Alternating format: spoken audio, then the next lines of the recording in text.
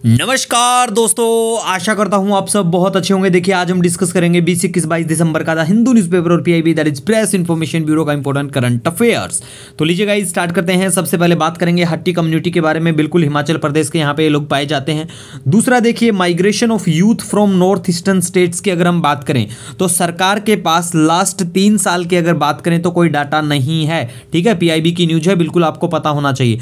2011 के सेंसस के अनुसार अगर बात करें तो देखिए 93.80% इंट्रा स्टेट माइग्रेशन है नॉर्थ ईस्टर्न स्टेट्स की अगर बात करें, और 6.20 इंटर स्टेट। मतलब आपको यह पता होना चाहिए कि इंट्रा स्टेट जो माइग्रेशन है वो ज़्यादा है। ठीक है, नॉर्थ ईस्टर्न स्टेट। अगर आप इंडिया लेवल पे बात करेंगे कि पूरे भारत में सबसे ज़्यादा माइग्रेशन कौन सा होता है, इंटर स्टेट या फिर इंट्रा स्टेट, तो ये इंट्रा स्टेट ही होता है पूरे भारत में भी। ठीक है, तो ये बेसिक चीज़ें बिल्कुल आपको पता होना चाहिए। उसके बाद गाइज बात करें क्लाइमेट चेंज परफॉर्मेंस इंडेक्स 2023 बिल्कुल रिलीज होता है, तो उसमें आपको पता होना चाहिए कि प्यारे भारत को 8वां प्लेस मिला है, 8वीं रैंक आई है। ठीक है, कौन लेके आता है इस इंडेक्स को? German watch and new climate institute and climate action network लेके आते हैं इस इंडेक्स को। ये भी आपको बिल्कुल पता होना चाहिए। दूसरा देखिए जो इंपॉर्टेंट चीज है वो ये है कि भैया इंडिया की जो रैंकिंग है ना, India at best among G20 के जो देश हैं उनमें से सबसे बढ़िया रैंकिंग प्यारे भारत को मिली है,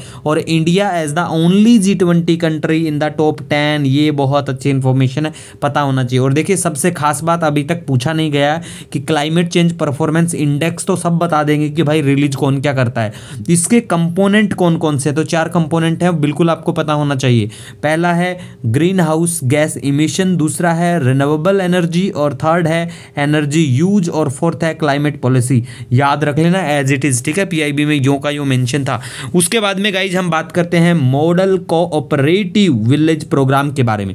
अब देखिए मॉडल कोऑपरेटिव विलेज प्रोग्राम जो है इसे इंप्लीमेंट किया जाता है नाबार्ड और गुजरात स्टेट के द्वारा। गुजरात स्टेट कोऑपरेटिव बैंक है उसके द्वारा।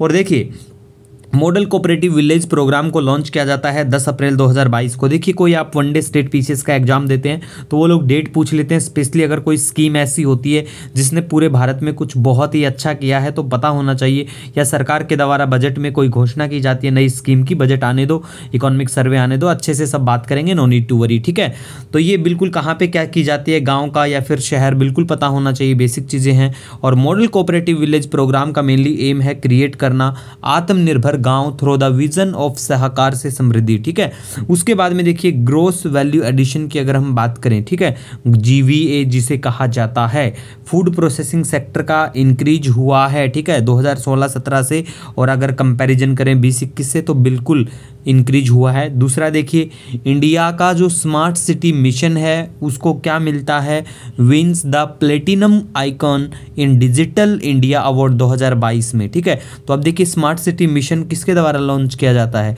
Ministry of housing and urban affairs मंत्रालय के द्वारा। अब देखिए ये चीज़ें हैं ना, बेसिक चीज़ें हैं, पहले हम इनके बारे में अच्छे से बात कर चुके हैं। ठीक है, नो नीड टू वरी। दूसरा डिजिटल इंडिया अवार्ड के बारे में बात करें, इनको कौन लेके आता है, इनको लेके जाया जाता है ministry of electronics and IT के द्वारा। ठीक है गाइस, बिल्कुल पता होना चाहिए। उसके बाद हम बात करते हैं माइनिंग सर्विलांस सिस्टम के बारे में। देखिए माइनिंग सर्विलांस सिस्टम जो है फॉर कर्बिंग इलीगल माइनिंग को रोकने के लिए सीधी सी बात है। ठीक है, कौन लेके आता है, ministry of mines through Indian bureau of mines के द्वारा। ठीक है गाइज, उसके बाद में हम बात करते हैं, देखिए इंडिया सेकंड लार्जेस्ट प्रोड्यूसर है स्टील का, और नेशनल मैथमेटिक्स डे मनाया जाता है 22 दिसंबर को, birth anniversary of Srinivas Ramanujan.